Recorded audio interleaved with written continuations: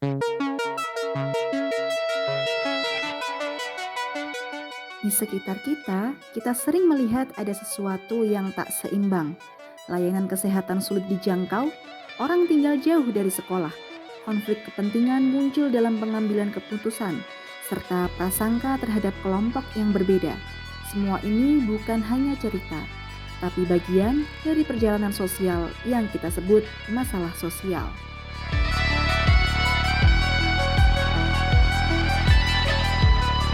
Apa itu masalah sosial?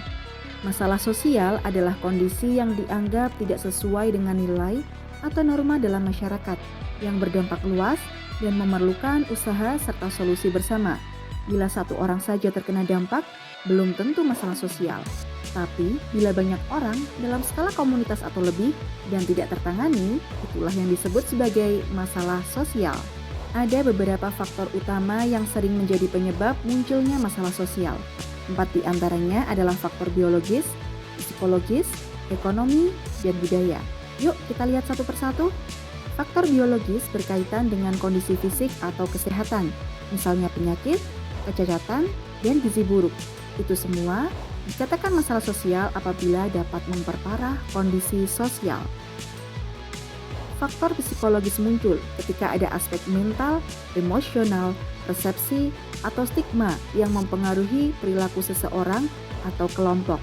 Contohnya seperti prasangka, diskriminasi, ataupun perasaan rendah diri. Lalu, faktor ekonomi adalah salah satu faktor yang paling terlihat seperti ketidakmampuan finansial, ketimpangan pendapatan, kurangnya peluang kerja, dan kemiskinan. Semua ini memicu dan memperburuk masalah sosial dalam masyarakat. Faktor budaya mencakup norma, kebiasaan, dan nilai yang dipegang masyarakat. Kadang, nilai-nilai tertentu memperkuat stereotip, prasangka, atau membatasi kelompok tertentu dalam mengakses sumber daya. Faktor budaya punya pengaruh besar terhadap munculnya masalah sosial, karena budaya adalah sistem nilai, norma, dan kebiasaan yang mengatur cara hidup masyarakat. Sehingga, jikalau terjadi benturan atau pergeseran budaya, bisa timbul masalah sosial loh. Sekarang kita lihat bersama-sama beberapa masalah sosial yang terjadi di sekitar kita. Kasus ini akan menjadi bahan analisis kelompok kalian. Maka dari itu, perhatikan dengan baik ya. Dilansir dari katadata.co.id, semakin tinggi umur penyandang disabilitas, maka semakin rendah angka partisipasi sekolahnya. Padahal Indonesia mengalami kemajuan dalam memenuhi hak-hak penyandang disabilitas. Namun nyatanya hingga kini banyak sekolah reguler merasa keberatan menerima anak penyandang disabilitas. Padahal pemerintah telah mengatur sistem pendidikan inklusif sesuai Permendiknas tahun 2009 yang menyatakan bahwa anak penyandang disabilitas dapat belajar di lingkungan yang sama dengan peserta didik umumnya. Pendidikan inklusif mengintegrasikan anak penyandang disabilitas ke dalam kelas reguler di sekolah umum. Di sekolah khususnya untuk yang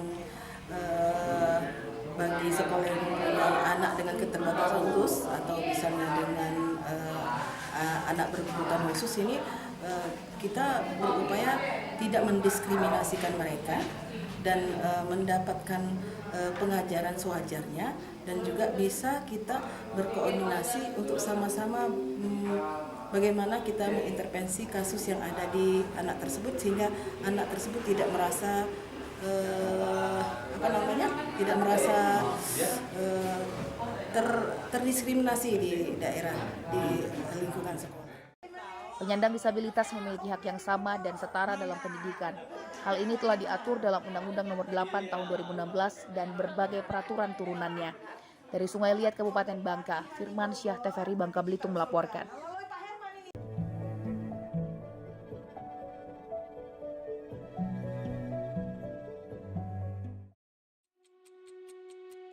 Perampasan lahan, kriminalisasi petani, monopoli tanah, dan segudang konflik agraria lainnya masih terus terjadi sepanjang tahun di Indonesia.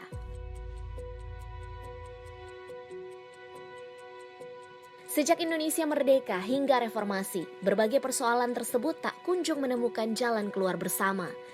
Meski rezim berganti, konflik tanah dan lahan masih berulang hingga kini di era Jokowi JK. Kebijakan reforma agraria menghadapi banyak tantangan. tak pernah jadi prioritas program hingga adanya tumpang tindih kebijakan. Masih saja, kebijakan reforma agraria belum sepenuhnya menyentuh hingga ke akar rumput.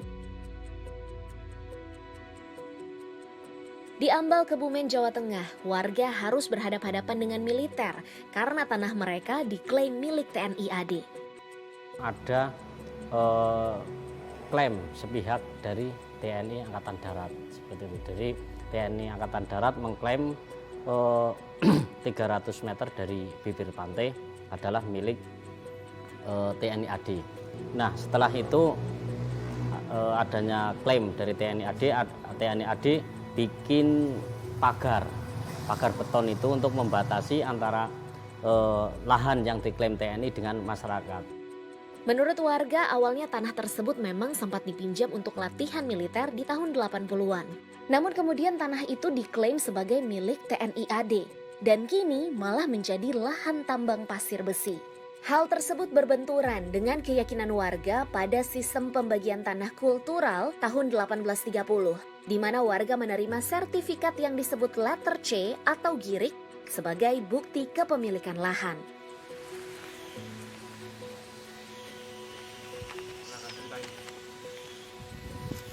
Kalau saya punya tanah ini, saya punya sertifikat yang nggak boleh diminta sama TNI. Kalau diminta saya ya nanti nggak ada penghasilannya. Tanggapannya gimana Bu dari agraria ketika diberikan sertifikat itu? Ya agraria cuma lihat tanahnya, nggak lihat ini sertifikatnya, lihat tanahnya yang di sana. Sengketa tanah ini terjadi sejak 1998 dan tak kunjung usai. Ya, dari dulu memang aset TNI Angkatan Darat, Mas. Oh iya, karena Nah, kalau secara historinya ya kan, sejak dari zaman dahulu kalanya itu disitulah TNI itu berlatih segala macam masyarakat di sekitarnya. Ya kita kan TNI pun kan masyarakat juga. iya. TNI toh tanahnya juga tidak dibawa ke mana-mana aja, tetap di sana. Digunakan untuk pelatihan dan kepentingan untuk negara juga, Mas. Sehingga kalau dipakai masyarakat untuk lahan pertanian itu nggak ada masalah. Memang tahun berapa misalkan gitu kakeknya yang bertani di situ, kakeknya meninggal, bapaknya, cucunya nggak tahu sejarahnya seperti apa. Tiba-tiba sekarang oh itu punya kakek saya, padahal kan kakeknya dulu berurusan dengan TNI minjam izin untuk bercocok tanam di sana. Kementerian Pendidikan Dasar dan Menengah mengungkapkan ada jutaan anak usia sekolah tidak merasakan bangku sekolah. Data terbaru menunjukkan jumlahnya mencapai 3,9 juta anak putus sekolah karena berbagai alasan. Fakta ini menunjukkan potret buram 80 tahun Indonesia Merdeka.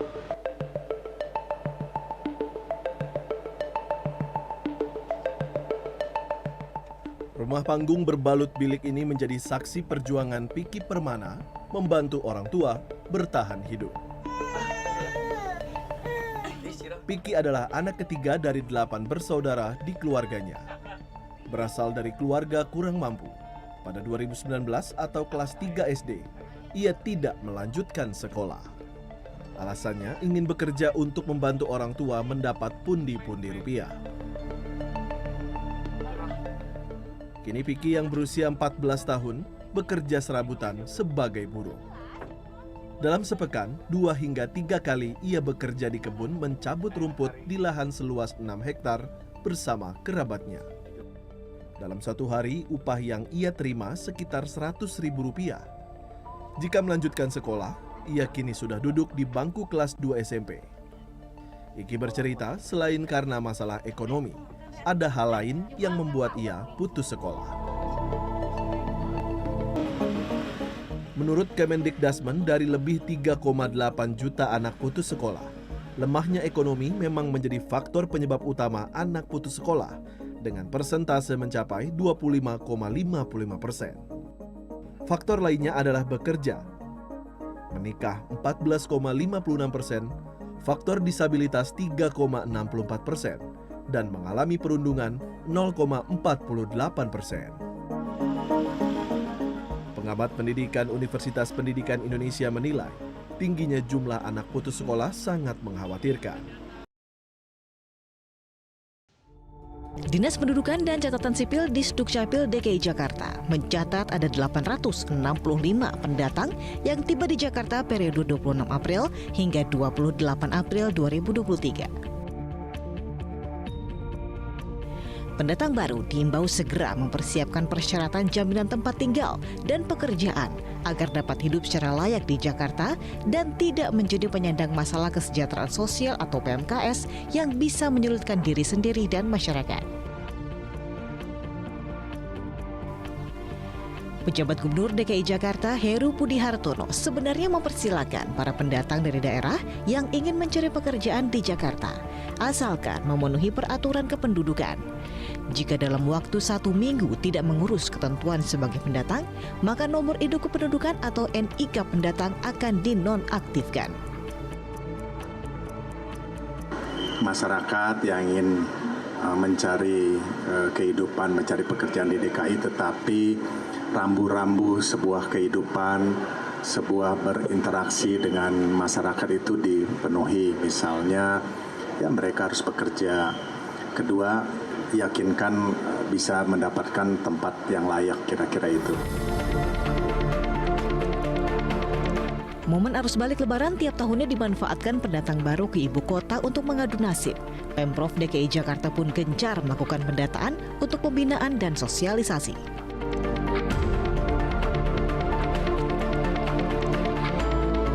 Nah, saat ini saya akan mengunjungi salah satu daerah, yaitu di RT 7 RW 7 Kelurahan Kemanggisan, Jakarta Barat, untuk mengetahui sebetulnya bagaimana sih aturan pelaporan bagi warga pendatang di sini. Saat ini saya akan berbincang dengan pengurus RT, tepatnya adalah Wakil Ketua RT di RT 7 RW 7 Kelurahan Kemanggisan, Jakarta Barat sini. Di sini ada Bapak Bambang sebagai Wakil Ketua RT, lalu juga ada Bapak Hamid. Ya, selamat pagi Bapak. Ya, selamat pagi Mbak. Pak Bambang, boleh dijelaskan nggak soal warga pendatang di sini? Nah, warga pendatang sendiri sejauh ini sudah ada laporan, Pak? Ya, seperti biasanya sementara waktu kami sedang monitor. Biasanya kedatangan warga kami yang pulang dari kampung kemudian datang ke Jakarta itu biasanya membawa warga yang kemudian kami monitor 2 minggu. Setelah itu bila mana ada warga yang kira-kira membawa sanak saudaranya datang ke tempat kami tidak proaktif, kami berusaha untuk inisiatif datang ke tempat mereka untuk mendata.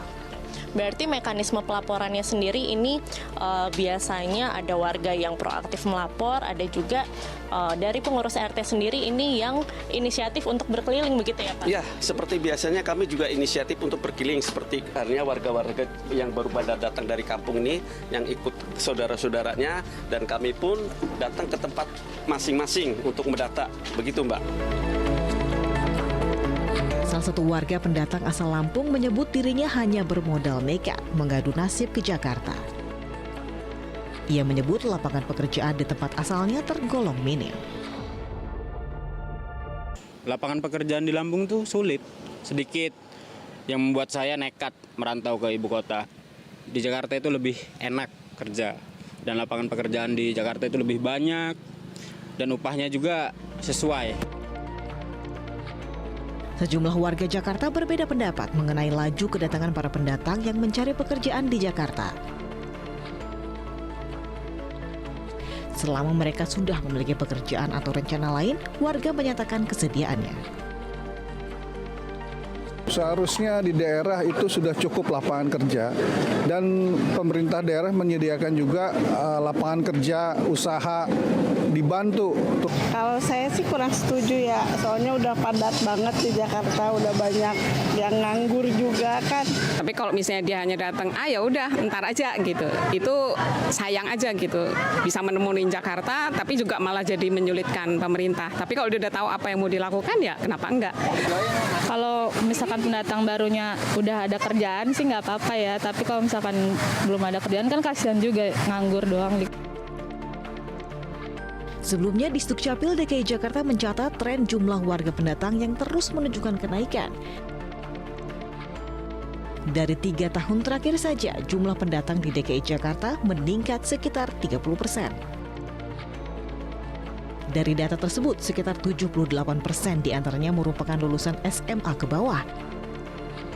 Dan Disdukcapil pun menyebut hampir 50% diantaranya tidak memiliki keterampilan. Kita tentu tidak bisa melarang masyarakat yang juga ingin menguruk cuan dari gemerlapnya perekonomian di kota-kota besar.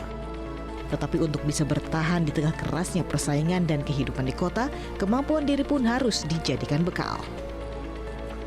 Tim Liputan Media Group Network. Masalah sosial bukanlah hal yang terpisah dari hidup kita. Banyak dari kita merasakannya, melihatnya di sekitar. Tantangannya adalah kita bisa mengidentifikasi masalah sosial di lingkungan kita, memahami faktor penyebabnya, dan berpikir bagaimana kita bisa ikut menjadi bagian dari solusinya. Nah, sekarang bentuklah kelompok dan kerjakan misi berikut ini. Setiap kelompok mengerjakan misi yang berbeda-beda ya. Kalian perhatikan soalnya dengan baik.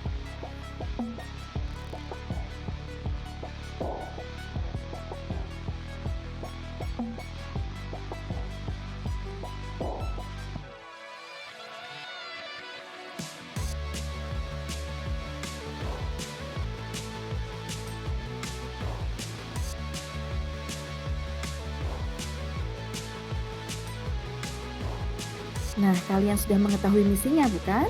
Untuk itu, terima kasih sudah menonton video ini dan sampai jumpa.